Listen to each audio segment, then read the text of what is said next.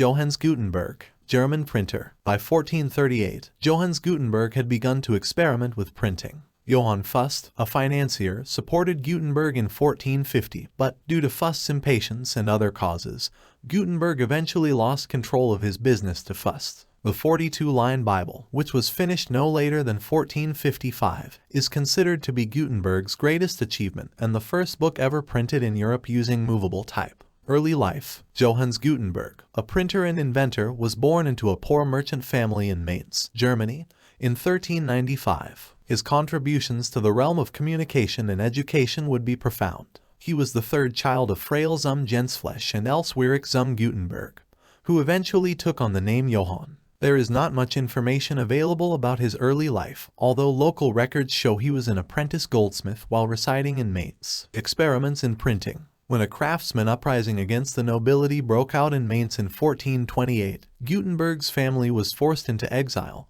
and relocated to what is now Strasbourg, France, where he started his printing experiments. Gutenberg perfected minuscule metal type, having experience with book production. Each type was a single letter or character, which was infinitely more practical than cutting entire wood blocks for printing. Asia had utilized movable type for hundreds of years prior, but Gutenberg's invention was the creation of a casting mechanism and metal alloys that simplified production. Financial trouble. Gutenberg returned to Mainz in 1448, and by 1450 he was running a print shop. He had borrowed 800 guilders from the local businessman Johann Fust to pay for the precise tools and supplies he would need to create his original typographic style. Gutenberg was deeply in debt by December 1452 and unable to repay Fust's loan. A new contract was created adding Fust as a business partner for Gutenberg. By 1455, Fust filed a lawsuit against Gutenberg because he was still unable to pay the amount. Although there are little details in the court records, experts think that during the trial, Gutenberg was able to print his masterwork,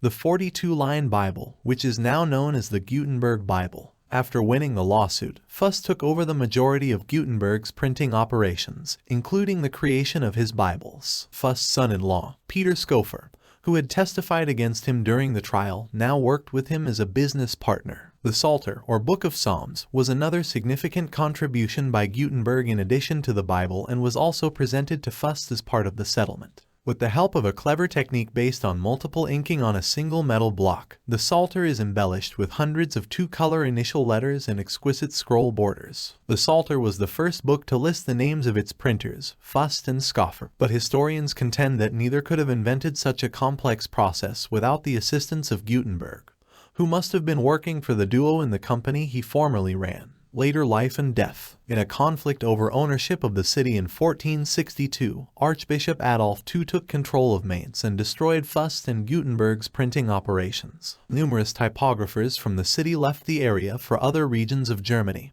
and Europe, carrying their methods and tools with them. Gutenberg stayed in Mainz but once more found himself in need. In exchange for his efforts, the Archbishop bestowed upon him the title of Hofmann in 1465. Despite continuing his printing business for several more years, Gutenberg didn't sign any of his publications.